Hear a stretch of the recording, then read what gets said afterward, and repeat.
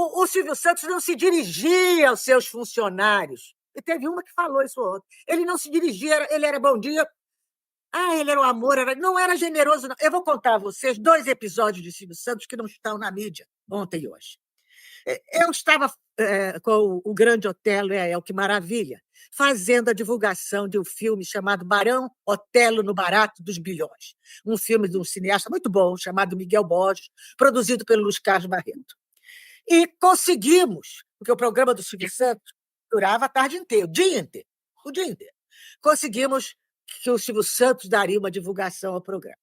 Lá fomos nós para o aeroporto Santos Dumont pegar o avião para ir para São Paulo.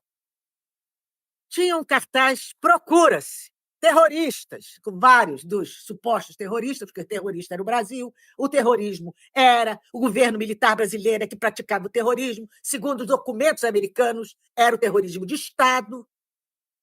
Bem, aí a Elke vai, e a Elke estava muito sensibilizada com a história do meu irmão, que já tinha sido morto, e todo mundo já sabia, e estava lá a foto dele como se estivesse vivo, sendo procurado. Ela foi e arrancou, rasgou o pedaço da foto. Louca, né? Porque naquele tempo eles prendiam e matavam.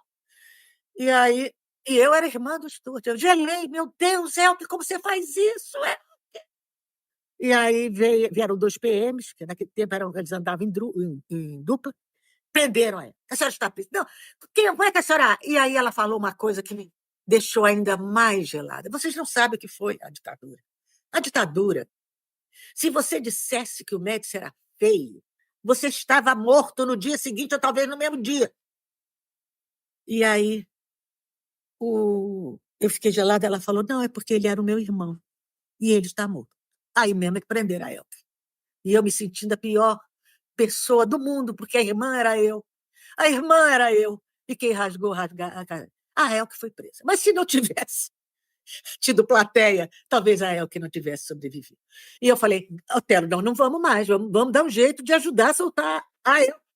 Não, nós temos que ir, porque o Silvio Santos é muito influente e eu vou falar com ele e ele vai dar um telefonema e vamos soltar ele. Fomos. Quando nós estávamos pousando, tinha um avião da FAB, daqueles aviões que eles usavam para jogar a gente dentro d'água. Um avião todo blindado, todo cinza, sem janela, sem nada. Eu falei, pronto, esse avião é para nos prender. Nisso, já pousado, e nós pousamos. O Otelo me passa um bilhete da poltrona dele por baixo, assim, para a minha poltrona. Eu peguei aquele papelzinho, ele dizia assim, procura José Gomes Talarico.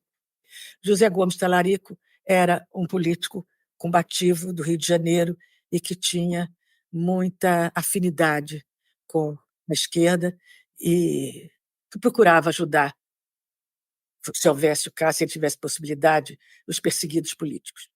E eu peguei, até hoje eu tenho esse papelzinho. Procura José Gomes Talarico. Eu segurei o papel. Fomos, tinha um carro nos esperando, e fomos para o SBT. Chegamos lá, nós passamos o dia inteiro no SBT. Mas quando eu cheguei lá, tinha um telefone, porque não imagina se você tem camarim, telefone para você usar, não. Tinha um telefone público no corredor, e eu consegui moeda para botar no telefone, e liguei para minha casa, falei com a minha mamãe, prenderam a Elke. A Elke era amiga nossa, a gente gostava muito da Elke. Prenderam a Elke, ela fez isso, liga para o delegado, tinha um delegado que eu não estou lembrando o nome, que era o ex-delegado do DOPS, que era amigo de uma amiga minha, mas era um boêmio que vivia lá aquele nightclub do Miele, ouvindo música do Luiz Carlos Vinhas, era um bom vivant, e sempre amigo dos artistas. Esse delegado era a única pessoa que eu lembrei a quem nós tínhamos acesso através de uma amiga minha, que se chamava Tetena Reis, sabe? Mamãe foi, então ligou para a Tetena Reis, que ligou para o delegado, e o delegado, na mesma hora, fez contato com o DOPS. Eu sei que a Elke ficou um tempo presa, existe um vídeo aí no YouTube em que ela conta isso numa entrevista comigo, por ocasião da ocupação Zuzuanjo em São Paulo, no Itaú.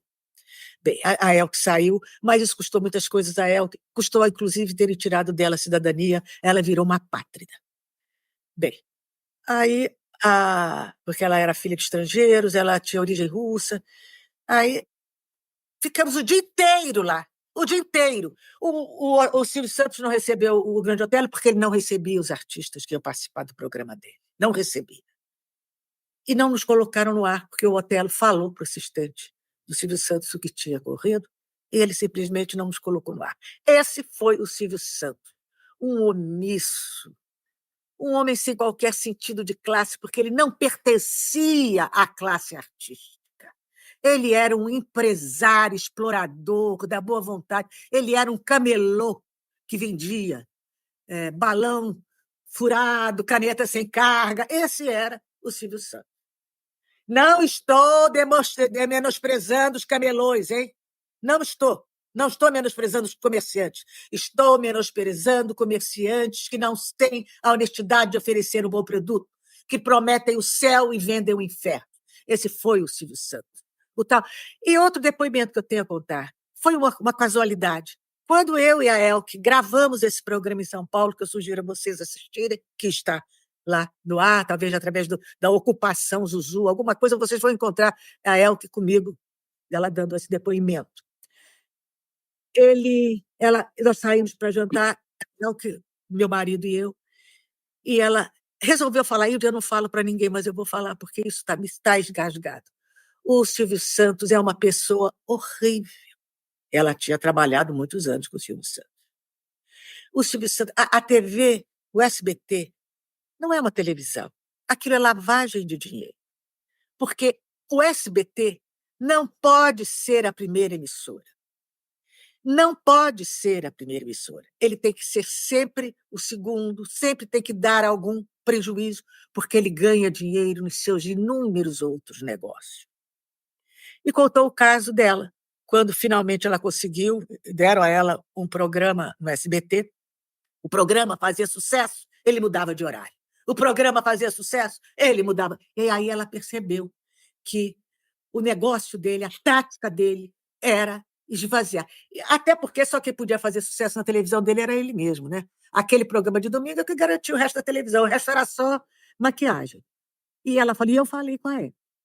Eu falei com a Hebe. Ela foi para o SBT e eu avisei, Hebe, ele vai esvaziar o seu programa. E dito e feito. A Hebe fazia sucesso, ele mudava. Isso eu nunca contei, gente. A Hebe fazia sucesso, ele mudava o programa de horário. Até que, inconformado, porque a Hebe fazia sucesso em qualquer horário, ele colocou a Hebe no horário do Jornal Nacional.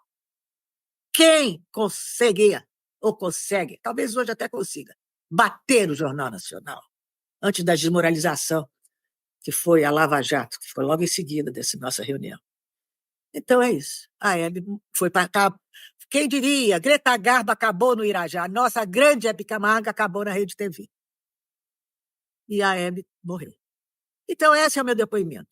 E depois dessa história, desse meu segundo encontro com a Elke, depois do episódio de Santos Dumont, a Elke era a pessoa mais inteligente, mais culta, mais solidária e mais corajosa.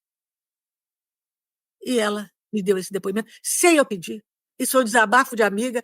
Aquilo, para mim, definiu o Silvio Santos. É um lavador de dinheiro. E a quebra do Banco Pan-Americano, tanta gente perdeu dinheiro. E a Caixa, nós mesmos pagamos pela quebra do Banco Pan-Americano, a Caixa Econômica salvou o Silvio Santos. O SBT, em 2018, resgatou e divulgou o slogan da ditadura Brasil, ame ou deixe, no primeiro ano do governo Bolsonaro, numa campanha na emissora do Silvio Santos. O locutor dizia, Brasil, ame ou deixe, ao som do hino nacional. Que cara de pau! Né? E ele tratava... E tinha Semana do Presidente ainda, no programa de auditório, em plena ditadura militar. É isso aí, esse era o Silvio Santos. Não tinha nenhum compromisso com o Brasil, não tinha nenhum compromisso com o povo brasileiro, escarnecia das companheiras de auditório, tratava todo mundo mal, e fazia... Meu Deus do céu, o Silvio Santos, como figura humana, era péssima. E como figura mediática, era muito pior. Ele foi um esperto para deixar a família rica.